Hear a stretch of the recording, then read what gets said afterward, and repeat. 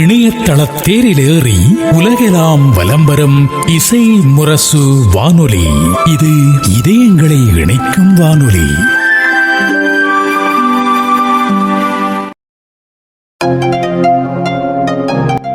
படைப்போர் பூங்கா நிகழ்ச்சியில் இசைத்துறையில் தான் மேற்கொண்டு வரும் சாதனை முயற்சிகள் குறித்தும், கர்நாடக இசை மற்றும் திரை இசைத்துறையில் தனது பயணம் குறித்தும் பேசுகிறார் மெல்லிசை பாடகர் மதுரை ஸ்ரேயா சென் அவர்கள்.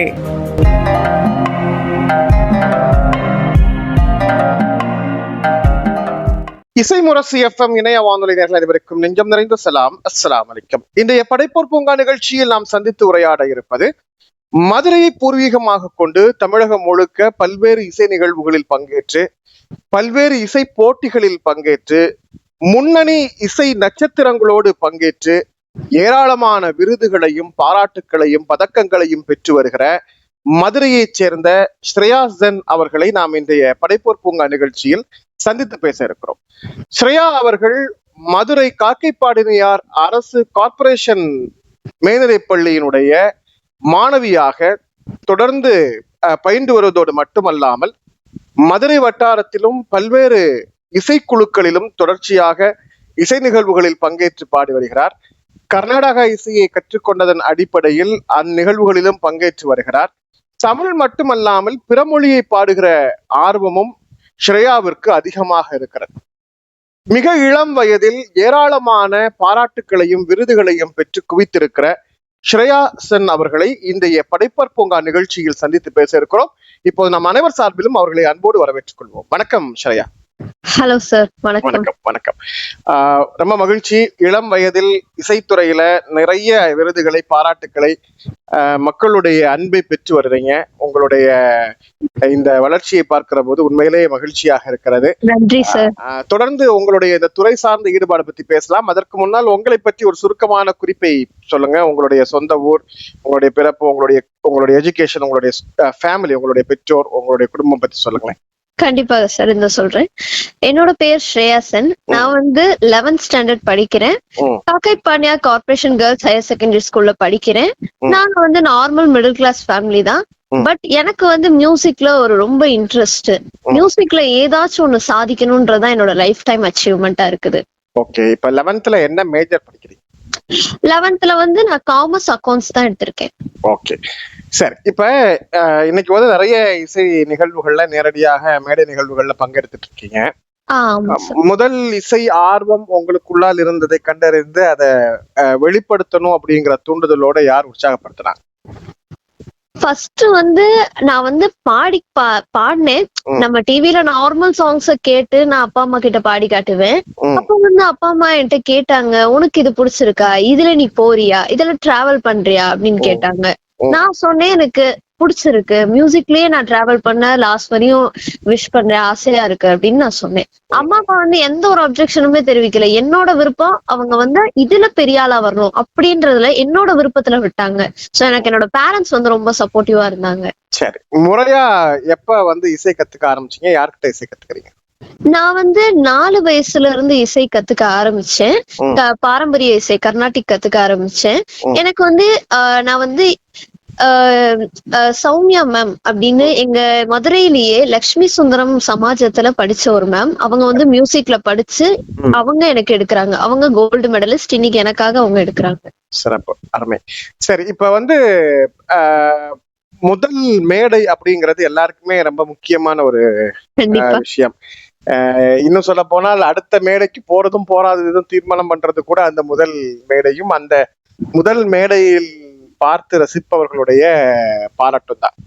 அப்படி உங்களுக்கு முதல் மேடை அங்கீகாரம் எந்த வயதுல எங்க கிடைச்சது? நான் 5 வயசா இருக்கும்போது நான் நார்மல் இந்த மேரேஜ் ஃபங்க்ஷன்ஸ் அதுல நான் அம்மா கூட்டிட்டு போவாங்க. எங்க சொந்தக்காரங்க ஃபங்க்ஷன் எதுலயாவது ஒரு மேடை கிடைச்சா, ஒரு மேடை கிடைக்கணும், அவங்க எந்த மேடை கிடைச்சாலும் என்னை என்கரேஜ் பண்ணி என்னை ஏத்தி விட்டு பாடு அப்படின்னு சொல்லுவாங்க. ஆனா முதல் மேடைன்னு எனக்கு பார்க்கும் போது எனக்கு ரொம்ப பயம் இருந்துச்சு. நான் சொதப்பன மேடைகள்லாம் இருக்குது. ஆனா அந்த முதல் மேடைன்றது எனக்கு ஒரு நர்வஸா இருந்துச்சு. ஃபர்ஸ்ட் டைம் யாருக்கு பண்ணும் போதும் ஒரு ஃபர்ஸ்ட் டைம் நம்ம போய் யாரு இப்படி பண்ணிடுவாங்களோ அந்த பயம் இருக்கும். ஆனா எனக்கு ஒரு 2, 3, 5 மேடைகள் அப்படி இருந்திருக்குமே தவிர அதுக்கு அடுத்த மேடைகள்லாம் எனக்கு ரொம்ப சுலபமா இருந்துச்சு. ஓகே. இப்ப முதல்ல வந்து இது மாதிரி திருமண வீடுகள்ல தனித்தனி பாடல்கள், ஒரு பாடல் 2 பாடல் பாடக்கூடிய வாய்ப்பு. இதுல வந்து உங்களுக்கு அப்ரிசியேஷன் கிடைக்குது, பாராட்டுகள் கிடைக்குது, வாழ்த்து சொல்றாங்க, நல்லா இருக்குன்னு சொல்றாங்க, உற்சாகப்படுத்துறாங்க, என்கரேஜ் பண்றாங்க. அடுத்ததா ஒரு முறையான ஒரு இசை நிகழ்ச்சின்னு ஒரு வாய்ப்பு கிடைச்சிருக்கும்ல, ஒரு ஆர்கெஸ்ட்ராவோட பாடக்கூடிய முதல் நிகழ்ச்சி யார் மூலமாக எங்க கிடைச்சது? அந்த மாதிரி நிறைய பேர் கூப்பிட்டாங்க சார். மதுரையிலேயே ஒரு முக்கியமான முதல்ல வந்து ஆட் இந்தியா குமார்னு சொல்லிட்டு ஒருத்தர் வந்து எங்க அப்பாவோட பெஸ்ட் ஃப்ரெண்ட். அவர் வந்து எனக்கு வந்து அவரு வந்து ஈவென்ட் மேனேஜ்மெண்ட் பண்றவங்க. சோ அவங்க மூலமா தான் எனக்கு வந்து முதல் மேடையே கிடைச்சிச்சு. ஈவென்ட்ல நான் வந்து முதல் மேடையில போய் ஏறி பாடினேன். அதுக்கப்புறம் நிறைய மேடைகள் போனதுக்கு அப்புறம் இப்ப நான் நிலையான ஒரு இதுல போயிட்டு நிறைய அவமானங்களை நான் சந்திச்சேன். என்ன வந்து நல்லா பாட தெரியலன்னு என்ன சுத்தமா பாட தெரியல அப்படின்வாங்க. இந்த பாட்டு தெரியலன்னு யாருமே என்ன அந்த அளவுக்கு ஏத்தி விடணும்னு நினைச்சதே கிடையாது.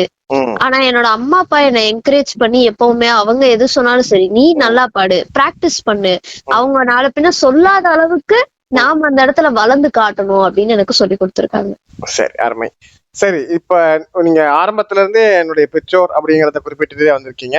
உங்க பெற்றோர் பத்தி இது வரைக்கும் சொல்லல, அப்பா அம்மா பத்தி சொல்லுங்க. அப்பாவும் அம்மாவும் வந்து எம்சிஏ 2 பேருமே படிச்சிருக்காங்க. எம்சிஏ படிச்சிருக்காங்க. 2 பேருமே லவ் மேரேஜ் தான். அப்பா வந்து பாடுவாங்க. பட் அப்பா வந்து பாடுவாரு, டான்ஸ் ஆடுவாரு, நிறைய திறமைகள் அவருக்கு இருந்துச்சு. நிறைய விதமான கிரியேட்டிவான நிறைய ஹேபிட்ஸ் நிறைய இருந்துச்சு அவருக்கு. ஆனா அவங்க வீட்டுல வந்து அதை அலோவ் பண்ணல. படிப்புதான் அப்படின்னு சொல்லி விட்டுட்டாங்க.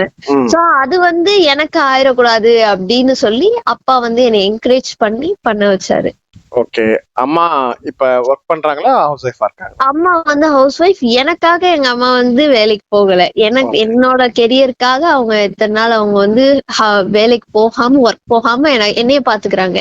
எனக்கு ஏதாவது ஒரு வாய்ப்பை வந்து அவங்க ஏற்படுத்தி கொடுக்கணும்னு எப்பவுமே நினைப்பாங்க. நிச்சயமாமா. இப்ப நீங்க சிங்கிள் சைல்டா, உடன் பிறந்தவங்க இருக்கீங்களா? இருக்கேன். எனக்கு ஒரு தம்பி இருக்கான். ஓகே, சரி. இப்ப வந்து எல்லாருக்குமே வந்து ஒரு பெரிய கனவு என்ன அப்படின்னா, நாம வந்து ஒரு ஒரு ஒரு ஸ்டார் சிங்கரோட பாடணும், ஒரு ஸ்டார் சிங்கரோட வந்து ஒரு ஒரு அறிமுகம் கிடைக்கணும், அவங்க கையில நமக்கு பாராட்டு கிடைக்கணும். ஆனா இதே மாதிரி உங்களுக்கு நிறைய ஸ்டார் சிங்கர்ஸோட வந்து அப்ரிசியேஷன்ஸ் கிடைச்சிருக்கு. இந்த ஊர்ல மதுரை வட்டாரத்துல இது மாதிரி ஒரு ஈவென்ட்ல பாடிட்டு இருக்கீங்க, 1-2 நிகழ்ச்சிகள்ல பாடுறீங்க, மேடை வாய்ப்புகள் கிடைக்குது. அடுத்த கட்டமா எப்படி நெக்ஸ்ட் லெவல் அப்படிங்கறது என்ன முயற்சி எடுத்தீங்க? என்ன நிகழ்வுல பங்கெடுத்தீங்க? நான் வந்து சார் ஒரு கச்சேரி போனேன், ஒரு ஈவென்ட் போனேன். அங்க வந்து நான் அன்னைக்கு பாடினேன். அன்னைக்கு வந்து உன்னிமேனன் சார் வந்திருந்தாரு. வந்தப்ப நாங்க எதிர்பார்க்கல அவங்க பாராட்டுவாங்களா, எங்களுக்கு அதெல்லாம் எனக்கு தெரியல. நான் நல்லா பாடினேன்னு கூட எனக்கு ஒரு டவுட் தான். நான் என்னோட பெஸ்ட குடுத்துருவேன் எந்த கச்சேரி போனாலும். அடுத்து வர்றது அவங்க ரிவ்யூஸ் எப்படி இருக்குன்னு நான் பாப்பேன். அப்போ வந்து உன்னிமேனன் சார் வந்து சாப்பிட்டுட்டு போகும்போது என்ன பாராட்டிட்டு போனாரு. நீ ஒரு பெரிய பிளேபேக் சிங்கராவன்னு என்ன கூப்பிட்டு பாராட்டினாரு. அந்த ஒரு நிகழ்வு எனக்கு மறக்க முடியாததா இருந்துச்சு. அருமை. சரி, இப்ப வந்து ஒரு ஃபீமேல் ஆர்டிஸ்டா இருந்தா கூட நிறைய வாய்ஸஸ், நிறைய மாடுலேஷன்ஸ் வந்து இருந்தாலும் உங்களுக்கு ஃபெமிலியரான ஒரு வாய்ஸ் அப்படின்னு நீங்க உங்களை கண்டுபிடிச்சிருக்கீங்க இல்லையா? எனக்கு வந்து இந்த பாடகியுடைய குரல், இந்த பாடல் அப்படிங்கிறத ஒரு தனித்துவமா எடுத்துப்பீங்க. அப்படி உங்களுக்கான ஒரு தனித்துவமான பாடகியாக யார் எடுத்து? எனக்கான ஒரு தனித்துவமான பாடகினா யாருன்னு சொன்னா சொர்ணலதாம்மா. ஓ சரி. அவங்களுடைய வாய்ஸ்ல ஒரு ஈர்ப்பு மட்டும் இல்லாம அவங்களோட வாய்ஸ் ஒரு தனித்துவமானது. நிச்சயமா. அவங்களும் சொல்லுவேன். இப்ப நம்ம ரீசெண்டா நமக்கு ஒரு பெரிய இழப்பீடு நம்ம ஜானகி அம்மா, அவங்களும் சொல்லுவேன். இந்தியன் மியூசிக் ஃபீல்டுக்கே ஒரு பெரிய நிச்சயமா. சரி, இப்ப உங்களுக்கு ரொம்ப ஃபெமிலியரான அவங்களுடைய குரல்ல ஒரு 4 வரி நம்ம 4 நேர்களுக்காக பாடி காட்டுங்களேன். கண்டிப்பா சார். சொர்ணலதாம்மா பாடல் பாடுறேன். மாலையில் யாரோ சாங் பாடு. அருமை பாடுங்க. வருவான் காதல் தேவன் என்று காற்றும்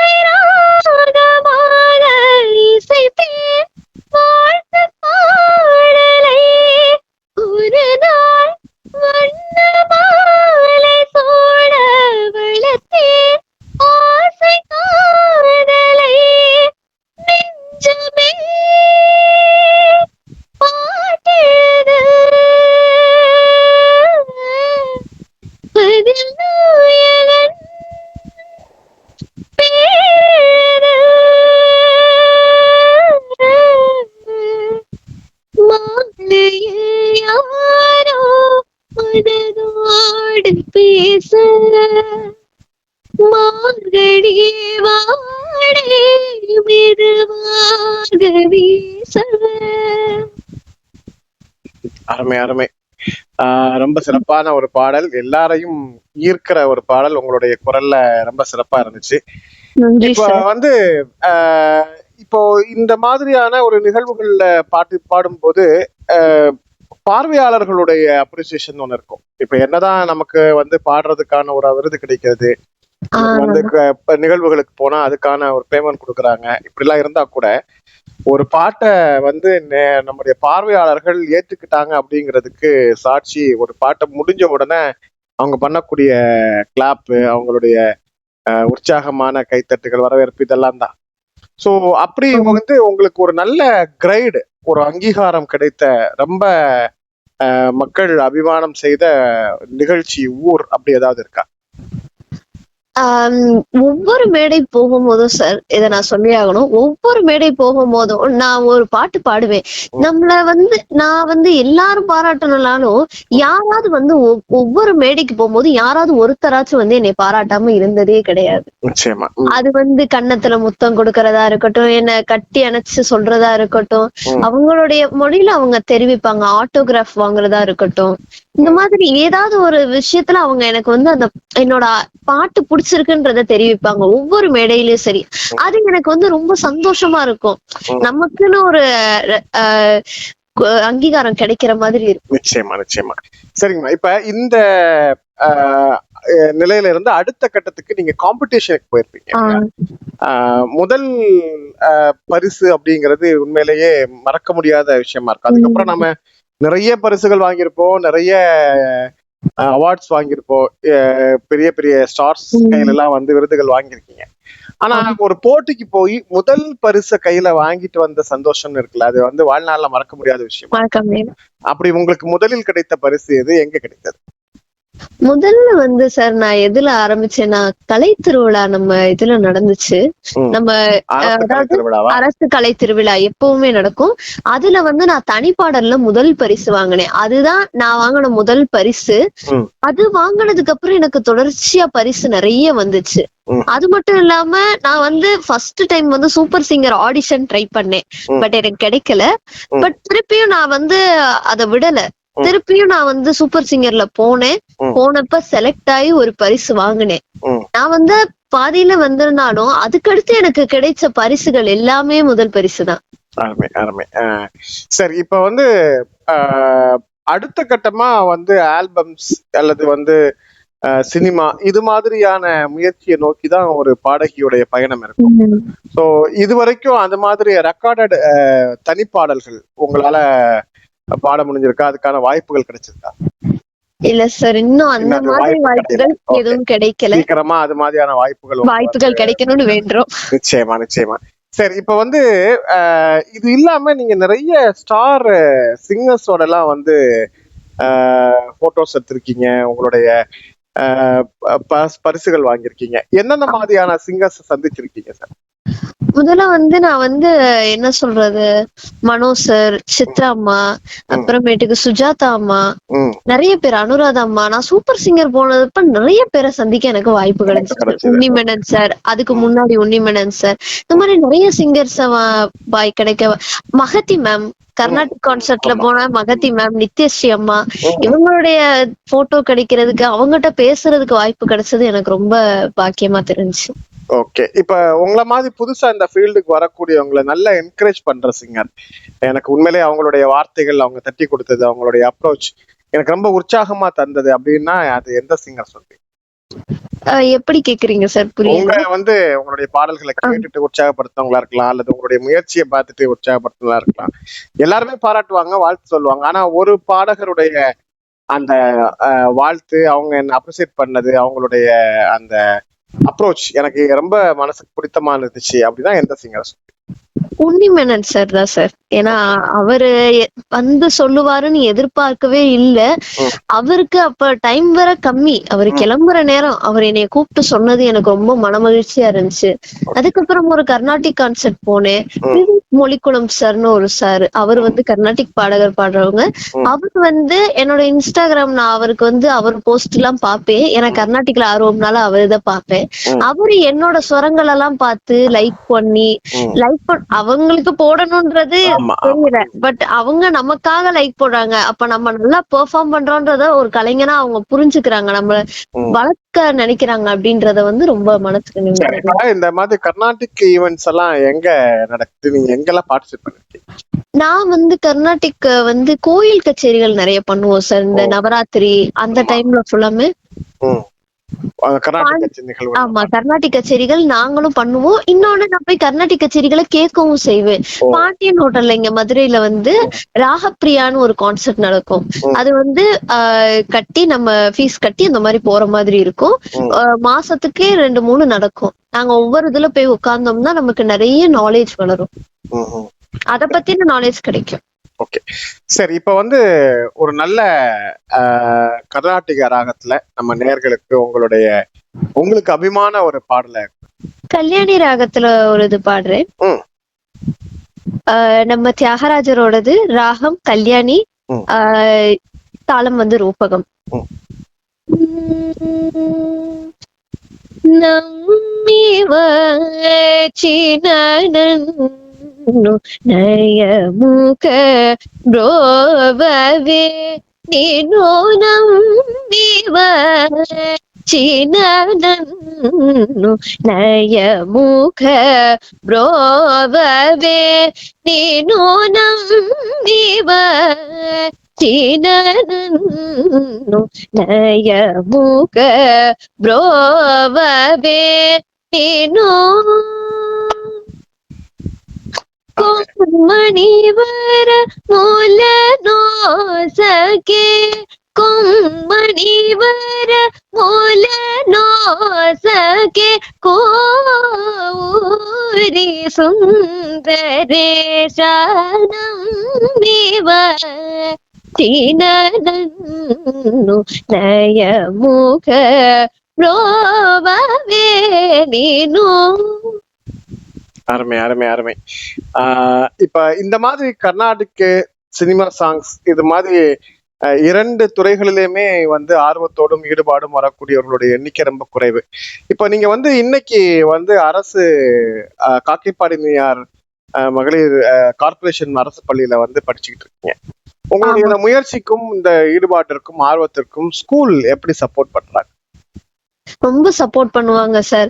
எப்படின்னா அம்மா வந்து சொன்னாங்க இந்த மாதிரி பாடுவா, சில இதுக்கு நாங்க ப்ரோக்ராம்க்கு வெளியே போவோம் அப்படின்னா. எங்க ஹெச்எம் வந்து நாகஜோதி மேம், அவங்க ரொம்பவே நல்லவங்க. எங்களை மாதிரி எங்க ஸ்கூல்ல இந்த மாதிரி நிறைய பேர் சார், நிறைய பேர் சயின்ஸ்ல ஆர்வமா இருப்பாங்க. எக்ஸிபிஷன், டான்ஸ், கலை திருவிழால ஜெயிக்கிறவங்க, பரதநாட்டியம், எந்த ஒரு கலைனாலும் ஊக்குவிக்கிறவங்க அவங்க எங்க ஹெச்எம் தான் சார். அவங்கள நாங்க ரொம்ப சொல்லுவோம். ஏன்னா எந்த ஒரு ஃபங்க்ஷன்னாலும், கார்பரேஷன்ல ஒரு ஃபங்க்ஷன் நடந்தா கூட என்னைய வந்து அவங்க கூட்டிட்டு போக சொல்லி எல்லார்ட்டையும் சொல்லி, நாங்க கார்பரேஷன்ல போய் எல்லா குழந்தைகளும் எங்க ஸ்கூல்ல சேர்ந்த எல்லாருமே, கலையில ஆர்வம் இருக்கிறவங்க எல்லாருமே அங்க போய் நாங்க பார்ட்டிசிபேட் பண்ணி எங்க திறமையை வெளிக்காமிப்போம். அருமை அருமை. உண்மையிலே அப்படியான ஒரு பள்ளியும் அதற்கான ஒரு தலைமை ஆசிரியரும் கிடைக்கிறது ஒரு ரொம்ப வரம் தான் நிச்சயமாக. இப்ப வந்து நிறைய அவார்ட்ஸ் வாங்கியிருக்கீங்க, சிறந்த பாடகிக்கான பரிசுகள் வாங்கியிருக்கீங்க. என்னென்ன விருதுகள் எங்கெங்கெல்லாம் இருந்து வாங்கியிருக்கீங்க ஒரு லிஸ்ட் சொல்லுங்களேன். அதுதான் சார், முதல்ல கலை திருவிழால தனிப்பாடல்ல முதல் பரிசு வாங்கினேன். அப்புறம் பாரதியார் பாடல் போட்டி எங்க அரசு பள்ளி அளவுலயே வச்சாங்க, அதுலயும் முதல் பரிசு வாங்கினேன். அப்புறம் சென்னை மியூசிக்கல்ஸ் நடத்தினாங்க ஒரு ஆன்லைன் காம்படிஷன். அதுல வந்து சினிமா சாங் தான். அதுல வந்து என்னுள்ளேன்ற பாடல் வந்து கடைசியா பாடி ஃபர்ஸ்ட் பிரைஸ் வாங்கினேன். எனக்கு அவங்க வந்து சென்னையில இருந்து கொரியர் பண்ணாங்க, ஓக்லிலி வந்து கிஃப்டா பிரசன்ட் பண்ணாங்க. அதுக்கப்புறமேட்டுக்கு இப்ப ரீசெண்டா கொஞ்சம் பார்த்தோம்னா இங்க மதுரை அளவுல மதுரை இசையரசின்னு ஒரு பட்டம் கொடுத்தாங்க. அப்புறம் பெரிய குளத்துல வந்து நாங்க போனப்ப கலை செம்மல் விருது கொடுத்தாங்க. இப்ப கூட கவிநிலவு எஃப்எம் சார்பா மாணிக்கம் சார் அவரு வந்து சிறந்த பாடகிக்கான விருது கொடுத்தாங்க. இப்ப திரும்பியும் நம்ம ரீசெண்டா நம்ம காந்தி மியூசியத்துல வந்து ட்ரீம் ப்ராஜெக்ட்ஸ் நடத்திய அந்த ஒரு விழால வந்து பெஸ்ட் சிங்கர் அவார்டு என்ன செலக்ட் பண்ணி கொடுத்தாங்க சார். இந்த மாதிரி நிறைய அவார்ட்ஸ் வாங்கிருக்கீங்க, ரொம்ப சிறப்பு. இப்ப உங்களுக்கான ஒரு லட்சியம், உங்களுக்கான ஒரு கனவு, உங்களுக்கான சாதிக்கிற இலக்கு அப்படின்னு இருக்குல்ல, அது என்ன? உங்களுடைய மைண்ட் ட்ரீம் அப்படின்னா என்ன? என்னோட ட்ரீம் வந்து என்னன்னா சார், நான் ஒரு பிளேபேக் சிங்கர் ஆகணும். அட் த சேம் டைம் நான் கர்நாடிக்லயும் பெஸ்டா வரணும். அதர் லாங்குவேஜ்லயும் பாட எனக்கு வாய்ப்பு கிடைக்கணும். எல்லா விதமையும் எல்லாமே கத்துக்கிட்டு நான் ஒரு ஆல்ரவுண்டரா இருக்கணும்னு ஆசைப்படுறேன் சார். ரொம்ப சிறப்பு. இப்ப வந்து பிறமொழி பாடல்கள் சொல்லிருக்கீங்க.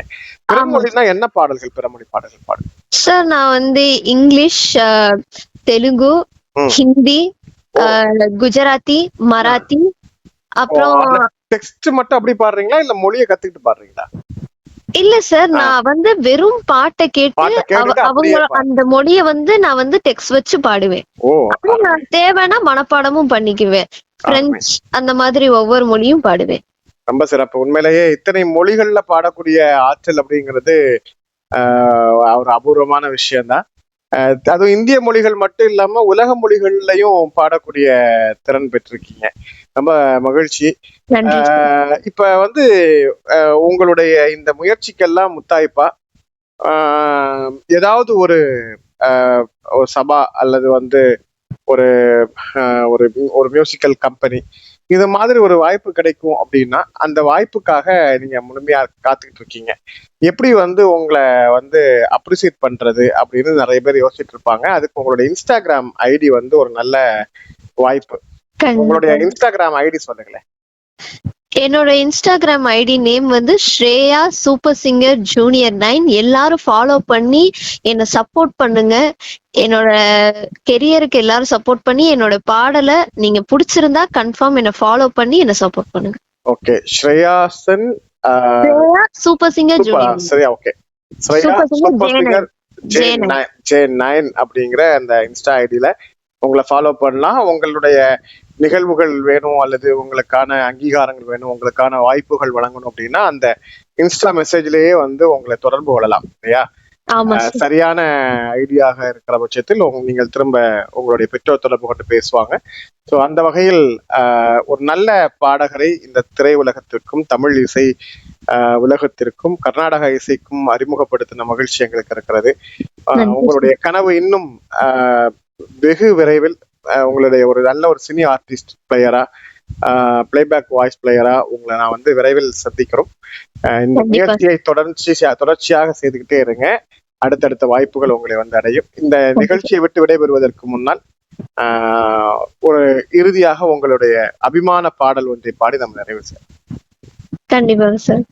எனக்கு பிடிச்ச ஒரு பாட்டு பாடுறேன். என்னுடைய பிடித்தமான பாடல்.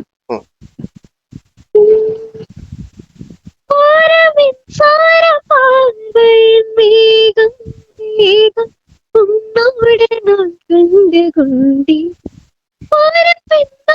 தோன்றிடும் தாபம் தாபம் என்னோடு நான் கண்டு கொண்டேன்.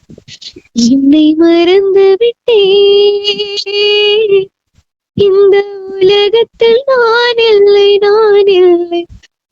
இழந்து விட்டார் எந்த மலரிலும் தேனில்லை தேனில்லை. இது கனவா இல்லை நனவா? உன்னை பார்த்தெந்தன் தாய்மொழி மறந்தே கண்டால கண்ணை நேற்றோடு காணவில்லை. என் கண்களை பறித்துக் கொண்டும் ஏன் இன்னும் பேசவில்லை கண்ணாளனே. அருமை அருமை. சிறப்பாக ஒரு பாடலோடு நாம் இந்த நிகழ்வை சந்திப்பை நிறைவு செய்கிறோம். விரைவில் ஒரு நல்ல வெற்றியான மகிழ்வான தருணத்தில் மீண்டும் உங்களை சந்திக்கிறோம். உங்களுடைய இந்த முயற்சிக்கு இசைமுரசு நேயர்கள் சார்பில் நாங்கள் மனதார பாராட்டுக்களை தெரிவித்துக் கொள்கிறோம். உங்கள் நேரத்தில் ஒதுக்கி பங்கேற்றமைக்காக உலகெங்கும் வாழ்ந்து கொண்டிருக்கும் இசைமுரசு நேயர்கள் சார்பில் நன்றி தெரிவித்துக் கொள்கிறோம். தேங்க்யூ. நேயர்களே, இன்றைய படைப்போர் பூங்கா நிகழ்ச்சியில் நாம் இதுவரை திரை இசை பாடல் துறையிலும் குறிப்பாக கர்நாடக இசைத்துறையிலும் வளர்ந்து வருகிற ஒரு நல்ல பாடகி ஸ்ரேயா சென் அவர்களை சந்தித்து பேசினோம். அவர்களுடைய உற்சாகமான உரையாடல் அடுத்து ஒரு நல்ல திரைக்கலைஞரை, இசைக்கலைஞரை இந்த தமிழகத்திற்கு தருவதற்கு தயாராக இருக்கும் அந்த சூழலை நமக்கு உணர்த்தி இருக்கிறது. நிகழ்ச்சியில் பங்கேற்றமைக்காக அவர்களுக்கு நன்றி சொல்லி மீண்டும் மற்றொரு நிகழ்ச்சியில் இன்னொரு சிறப்பு அழைப்போடு சந்திக்கும் முறை நன்றியும் சலாமும் சொல்லி விடைபெற்றுக் கொள்கிறோம். அஸ்ஸலாம். இணையதள தேரிலேறி உலகெல்லாம் வலம்பெறும் இசை முரசு வானொலி. இது இதயங்களை இணைக்கும் வானொலி.